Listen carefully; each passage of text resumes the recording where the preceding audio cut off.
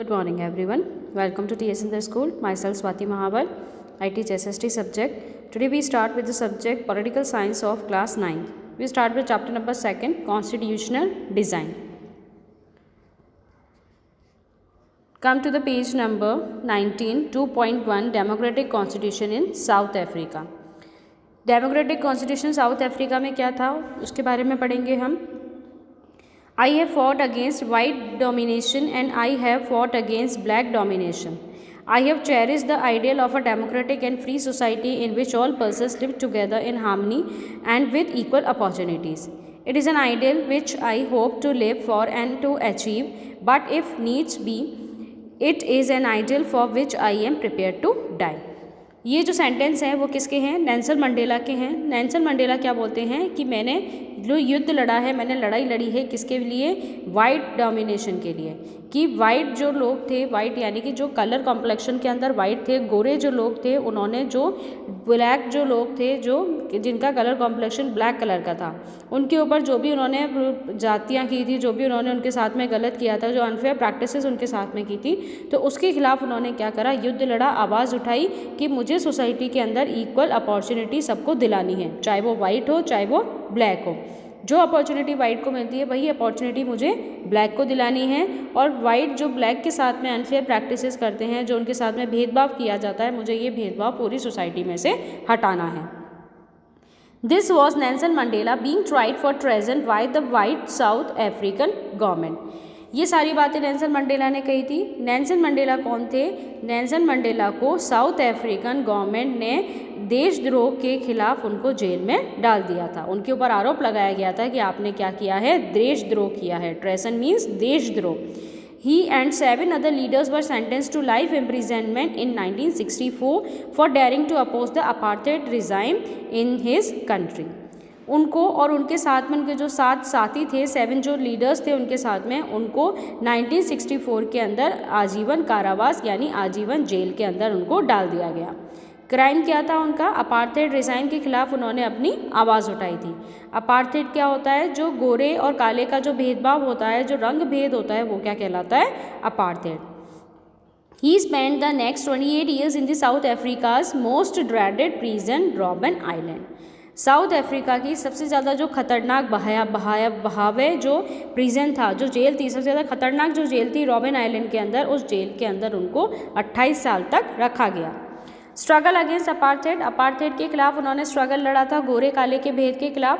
Apartheid was the name of a system of racial discrimination unique to South Africa. Apartheid क्या था? एक ऐसा system था south Africa के अंदर जिसके अंदर क्या किया जाता था? रेशियल डिस्क्रिमिनेशन, यानी रंग के बिहाव पे लोगों के साथ में भेदभाव किया जाता था. The white Europeans imposed this system on south Africa. जो वाइट जो थे उन्होंने साउथ अफ्रीका के ऊपर ये आरोप लगाए थे. During the 17th and 11th century, the trading companies from Europe occupied it with arms and force in the way they occupied India. जिस तरीके से इंडिया के अंदर यूरोपियंस ने आके अपना हक जमाना शुरू कर दिया था, उसी तरीके से साउथ अफ्रीका के अंदर वाइट ने गोरों के ऊपर अपना हक जमाना, यानी कि पूरी साउथ अफ्रीका कंट्री के अंदर अपना पूरा रूल सिस्टम उन्होंने शुरू कर दिया था. But unlike India, a large number of white had settled in South Africa and became the local leaders.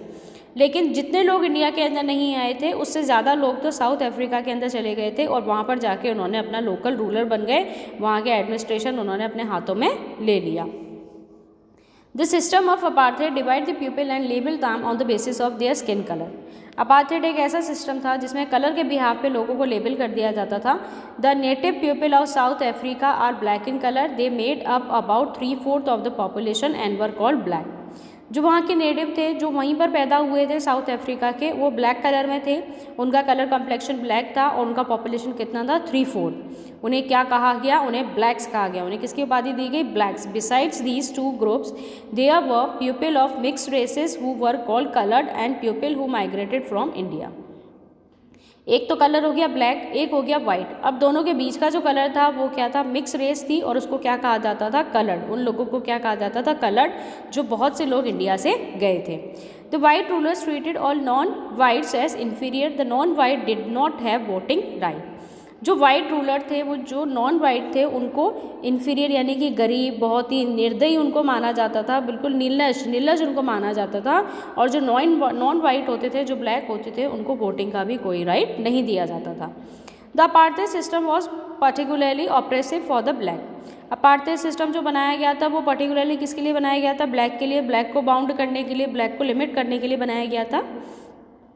They were forbidden from living in white area, उनको वाइट एरियाज़ के अंदर रहने के लिए मना कर दिया गया। They would work in white areas only if they had a permit, वो वाइट जहाँ पर वाइट रहते थे उनके एरिया के अंदर वो काम जब भी करेंगे जब उनके पास परमिट होगा। जैसे ट्रेन, बस, taxi, hospital, hotel, school, college, library, cinema hall, theatres, beaches, swimming pool, ये सारी जगह जाने से उनको मना कर दिया गया। नाउ स्ट्रगल अगेंस्ट अपार्थाइड, ये तो हमने पढ़ लिया। Now come to the next page.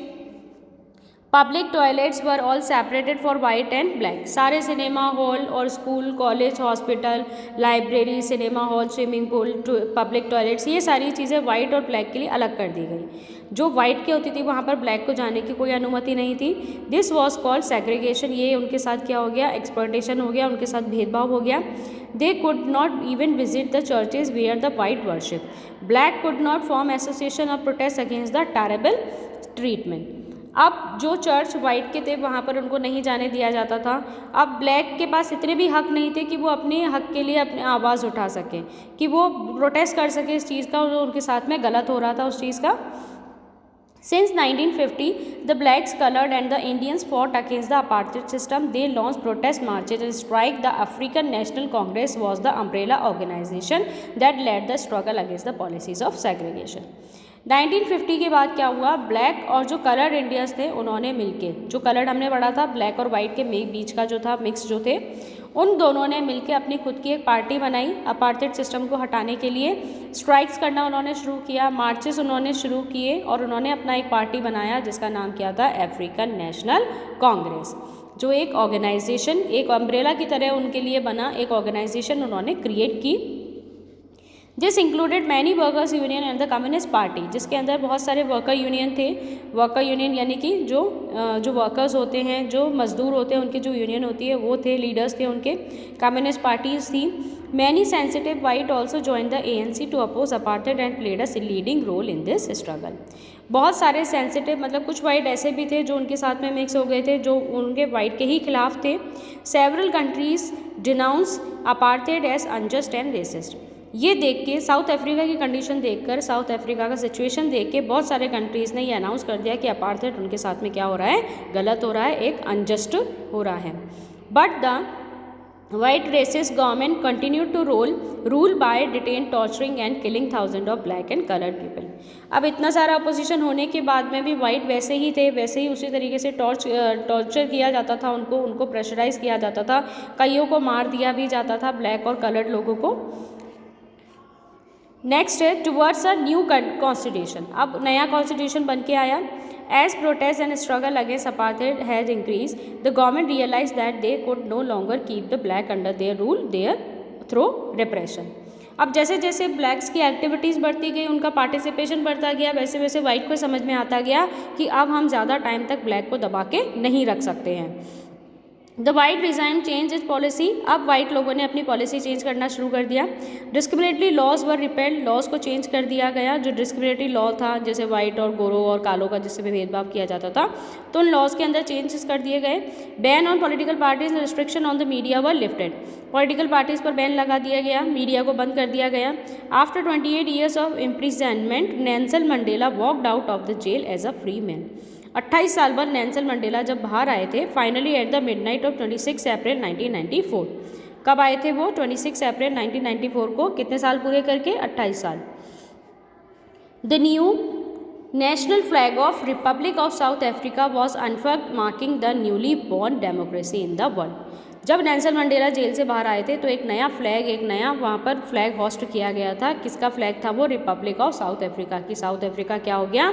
Republic, एक डेमोक्रेटिक बन गया।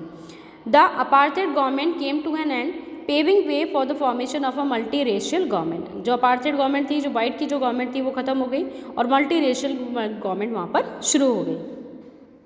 How did this come about? Let us here Mandela, the first president of the new south Africa. जो नया साउथ अफ्रीका बना था उसका फर्स्ट जो प्रेजिडेंट बनाया गया वो किसको बनाया गया? मंडेला को बनाया गया। वो क्या कहते हैं? Historical enemies succeeded in negotiation a peaceful transition from apartheid to democracy exactly because we were prepare to accept the inherent capacity for goodness in the other. My wish is that South Africans never give up on the belief in goodness, that they cherish that faith in human beings is the cornerstone of a democracy. Nelson Mandela ने क्या कहा कि पिछले जो वर्षों के अंदर जो पहले के टाइम के अंदर जो हमारे साथ में हुआ है, डेमोक्रेसी जो हमारे खिलाफ थी, जो वाइट और ब्लैक का जो डिस्क्रिमिनेशन था, तो उनके हाथ में से आज हमारे हाथ में जो गवर्नमेंट आई है वो किसकी वजह से आई है? हमारी गुडनेस की वजह से आई है। हम में कुछ अच्छाइयाँ थी, हमने कुछ अच्छे काम किए जिसकी वजह से आज हम रूलिंग पार्टी के अंदर आए हैं। तो हमें हमारी अच्छाई ऐसे ही आगे कंटिन्यू करनी है। हमें हमारी अच्छाई जो हमारी गुडनेस है उसको हमें आगे क्वालिटी वाइज इंक्रीज़ करते जाना है, बल्कि पीछे नहीं लेके आना है, ताकि लोगों का हमारे ऊपर फेथ बना हुआ रहे, ह्यूमन बींग्स का लोगों का हमारे ऊपर फेथ बना रहे कि हम क्या कर रहे हैं, सही कर रहे हैं। After the emergence of the new democratic South Africa, black leaders appeal to fellow black to forgive the white for the atrocities they had committed while in power. अब क्या हुआ? नया जो डेमोक्रेटिक साउथ अफ्रीका बना वहाँ पर black leaders बन गए थे। तो ब्लैक जब वो लीडर्स बन गए थे तो उन्होंने ऐसा नहीं किया जैसा वाइट ने उनके साथ में किया था। उन्होंने क्या बोला कि हमें वाइट के साथ में ही मिलके हमें काम करना है, दोनों कम्युनिटी को मिलके कंट्री के अंदर काम करना है। They said, let us build a new South Africa based on equality of all races and men and women, on democratic values, social justice and human rights. The party that ruled through oppression and brutal killing and the party that led the freedom struggle sat together and draw up a common constitution. अब उन्होंने क्या कहा? हमें equality लेके आनी है, चाहे कोई किसी भी रेस का हो, किसी भी कलर क्रीड का हो, चाहे मैन हो चाहे वुमेन हो, सबके लिए इक्वल राइट्स होने चाहिए। ठीक है, सोशल जस्टिस इकोनॉमी के अंदर होना चाहिए, ह्यूमन राइट्स सबको मिलने चाहिए, चाहे वो पार्टी ब्रूटल किलिंग वाली पार्टी ही क्यों ना हो, यानी कि वाइट की ब्रूटल किलिंग वाली जो एक्सप्लॉइट करते थे ब्लैक को, चाहे वही पार्टी ही क्यों ना हो, चाहे ब्लैक पार्टी क्यों ना हो, दोनों को एक साथ मिलकर कॉन्स्टिट्यूशन के अंदर काम करना है। और जो नया कॉन्स्टिट्यूशन जो बनाया जाएगा साउथ अफ्रीका के अंदर, उस कॉन्स्टिट्यूशन के अंदर ब्लैक और वाइट दोनों को इक्वल बना के, इक्वल मान करके वहाँ पर लॉज बनाए जाएंगे। After 2 years of discussion and debate, they came out with one of the finest constitution in the world has ever had. 2 साल डिस्कशन चला, डिबेट्स हुई लीडर्स के बीच में। उसके बाद में उन्होंने एक वो निकाल के लेकर आए थे, एक समरी उन्होंने निकाली। The constitution gave to its citizen the most extensive right available in any country. Together they decide that in search of a solution to the problems, nobody should be excluded, nobody should be treated as a demon. कि constitution के अंदर सबको equal rights दिए जाएं, किसी को बड़ा किसी को छोटा ना माना जाए। They agreed that everybody should become part of the solution whatever they might have done or represented in the past. The preamble or to the South African Constitution sums up this spirit. उन्होंने क्या बोला कि सब लोगों को solution के लिए solution के पार्ट का माना जाएगा, सोल्यूशन का पार्ट माना जाएगा, यानी जो भी प्रॉब्लम्स जो क्रिएट होंगे उसके अंदर सब लोग पार्टिसिपेट कर सकते हैं। जो भी लॉज बनाए जाएंगे, जो भी प्रिंसिपल बनाए जाएंगे, उनके अंदर सबको पार्टिसिपेशन होना चाहिए और सबके लिए एक जैसे बनाए जाने चाहिए। The preamble to the South African constitution sums up this spirit. और प्रीएम्बल जब नाम कॉन्स्टिट्यूशन के अंदर जोड़ा गया तो वो साउथ अफ्रीका के कॉन्स्टिट्यूशन की क्या बन गई? स्प्रिट बन गई, यानी उनकी जान बन गई। Now the South, come to the next page. The South African constitution inspires democrats all over the world. South Africa के कॉन्स्टिट्यूशन की सब लोगों ने तारीफ की पूरे वर्ल्ड के अंदर। A state denounced by the entire world till 1994 as the most undemocratic one is now seen as a model of democracy. 1994 से जो कंट्री अनडेमोक्रेटिक था वो अब जाके क्या हो गया? डेमोक्रेटिक हो गया। What made this change possible was the determination of the people of South Africa to work together to transfer better experience into the building glue of a rainbow nation. Speaking on the South African constitution, Mandela said. अब ये सारी चीज़ें possible किसकी वजह से हुई? लोगों की वजह से हुई। लोगों ने ही ये चूज़ किया कि हमें अब किसी तरह का कोई डिस्क्रिमिनेशन नहीं चाहिए। अगर हमारे हाथ में पावर आ भी गई है तो भी हम वाइट के साथ में मिलजुल के काम करेंगे, जिसकी वजह से उस कंट्री के अंदर जो रेनबो जो बना, जो सारे कलर्स का एक साथ मिला करके उस कंट्री का रेनबो मिला। जैसे रेनबो के अंदर सारे कलर्स होते हैं, उसी तरीके से उस कंट्री के अंदर भी सारे कलर्स एक साथ मिल के काम करने लगे। The constitution of South Africa speaks of both the past and the future. South Africa का कॉन्स्टिट्यूशन फ्यूचर भी बताता है और पास्ट भी बताता है। On the one hand it is solemn pact in which we as South Africa declare to one another that we shall never permit a repetition of a racist brutal and repressive past. ठीक है, Mandela क्या बोलते हैं कि south Africa ने जो चीज़ देख चुका है साउथ अफ्रीका, उस चीज़ को हम दोबारा दोहराना नहीं चाहते हैं। जो ब्लैक और वाइट का डिस्क्रिमिनेशन पहले था, वो ब्लैक और वाइट का डिस्क्रिमिनेशन हम वापस से रिपीट नहीं करना चाहते हैं। But it is more than that, it is also a charter for the transformation of a country into one which is truly shared by all its people, a country which in the fullest sense belongs to all us black and white women and man.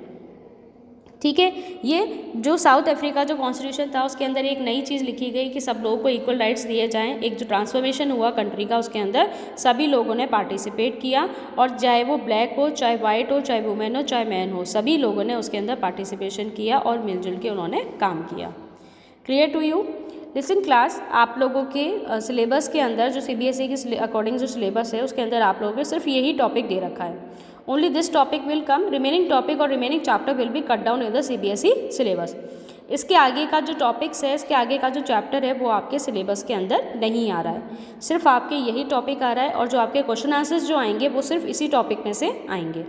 Clear? मैं जो आपको PDF भेजूंगी question answers का, वो सिर्फ इसी topic में से आएगा, इसके आगे का आपको नहीं पढ़ना है, because it is not coming in exams according to the CBSE। Clear?